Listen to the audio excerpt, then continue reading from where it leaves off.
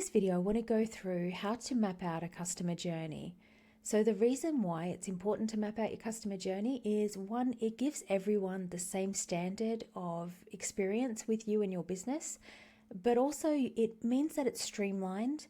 You can productize a lot of it and you can automate as much as possible. So that's the reason why having a really good, clear customer journey is important. So I thought I'd jump in and show you how to map it out. So I just thought I'd do an example, show you exactly how I would do it, and then you'll be able to map out your own customer journey. So I am in Canva in a whiteboard. So really easy to set up. Just go into Canva, hit create, find the whiteboard, and you'll be on a screen that looks like this with all the dots. So the very first thing I'm going to do is think about what starts the whole process. Now, if you have a lot of different platforms that you're on with content, etc., you may have a few different ways that people come in contact with your business. So I'll show you how to handle that in a second. But the first thing that I'm going to do is I'm going to say, well, I personally would use maybe YouTube and Instagram. So we'll go with Instagram as an example, just so I can show you how I would set all of this up. So I'm just going to select this little camera here, and this can be our Instagram, right? So we're going to put that up here as our trigger. I'm going to put a rectangle behind it. So I'm just going to hit R for rectangle, and let me move myself out of the way. We're going to position that to the back so that we can actually see it on there.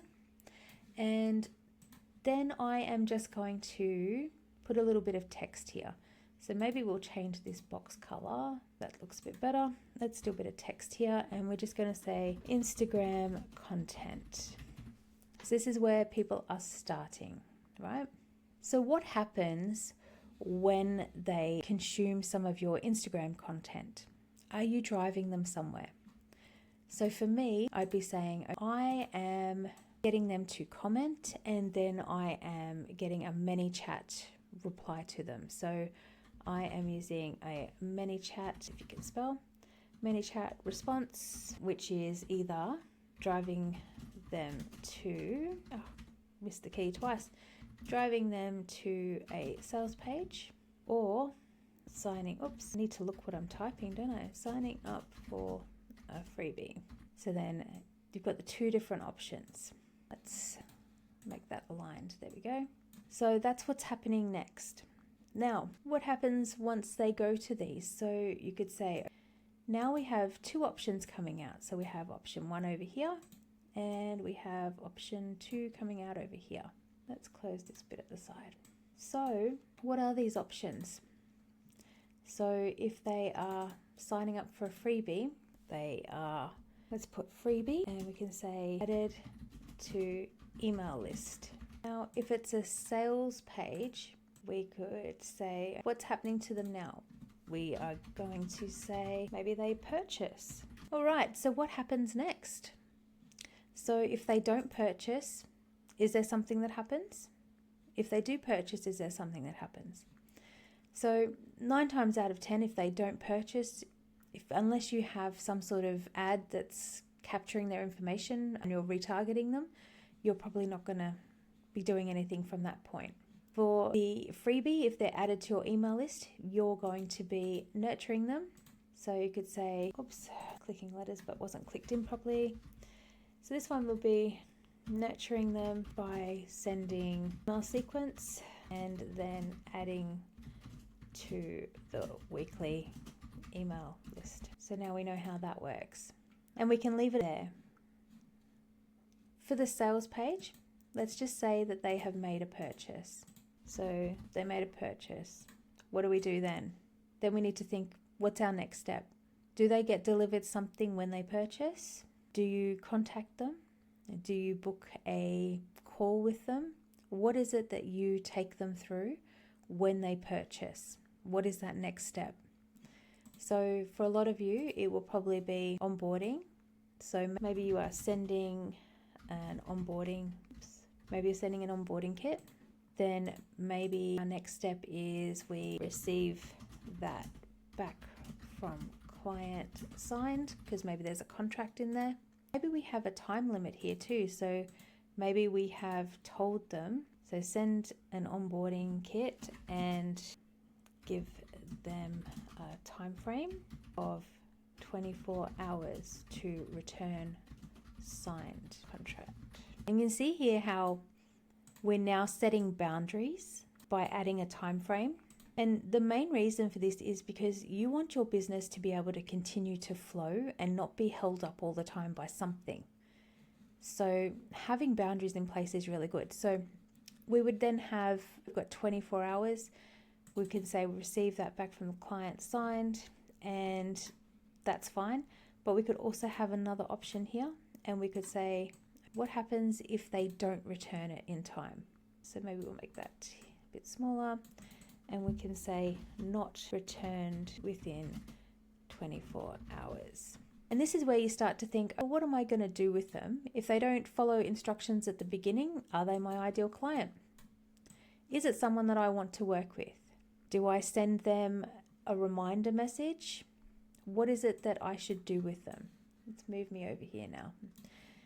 So they haven't returned this within 24 hours. I'm going to have a step here that's going to say follow up message sent, given another 24 hours, and if not returned, order cancelled.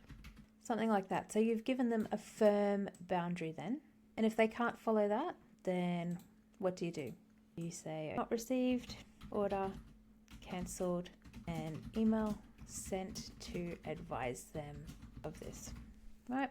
So now we're quite clear on what exactly is happening in our flow here.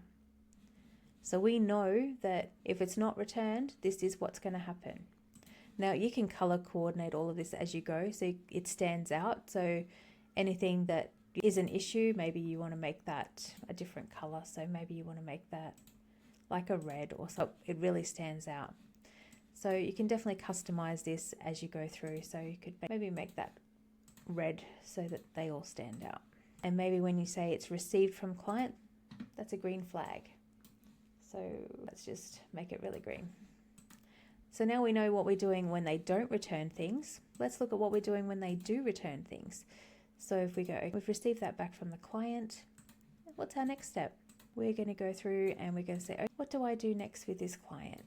So I've onboarded them. I've got a signed contract. Maybe I need to book a call. Say it's a kickoff call. Now, I hope that this is making sense and you can see why we're planning all of this out, because it just makes it so much clearer.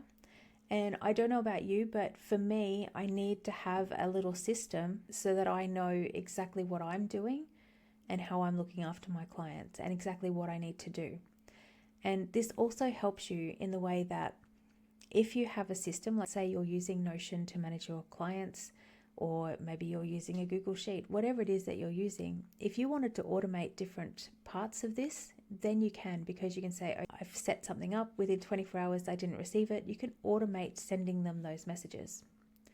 Or you could automate flagging it to you if they haven't returned something.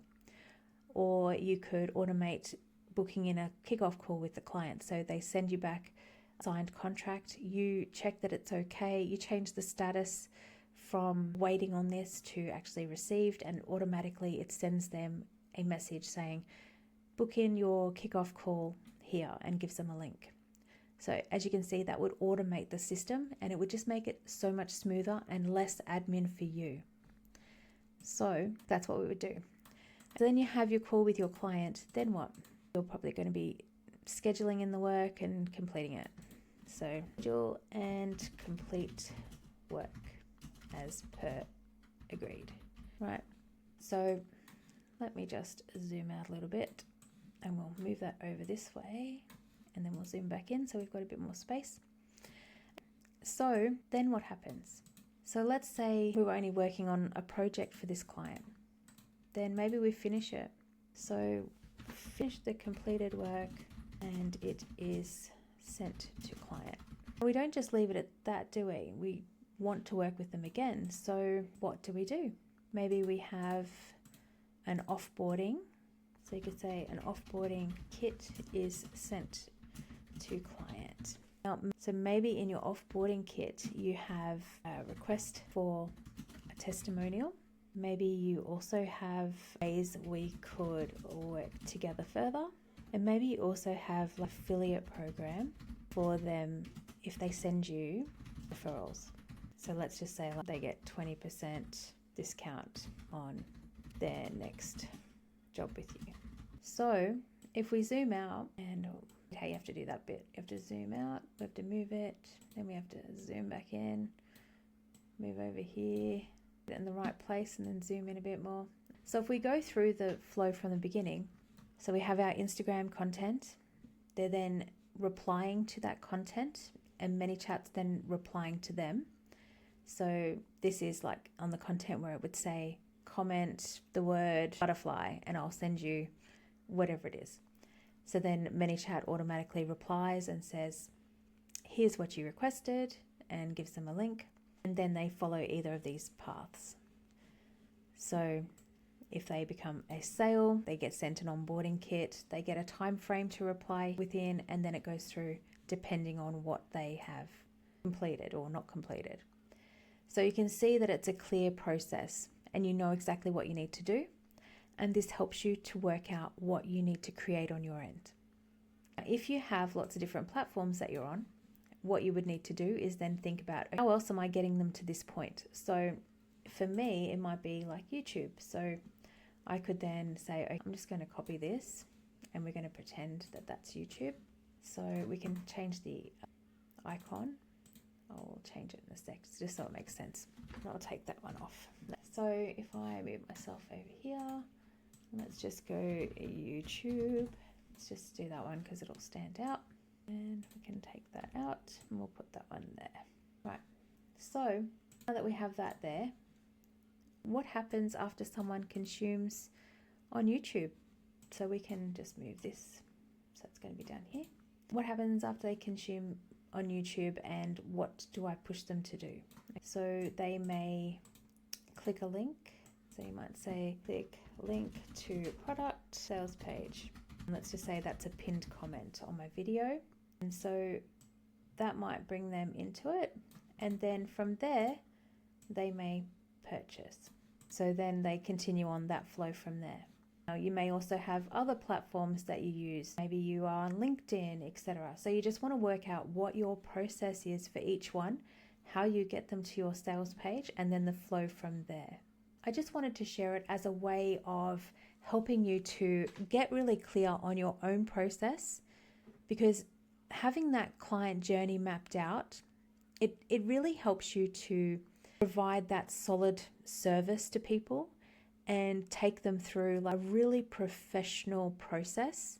So that gets you better reviews because people see you as very experienced and professional in your industry and what you're actually doing, because you've got this set up.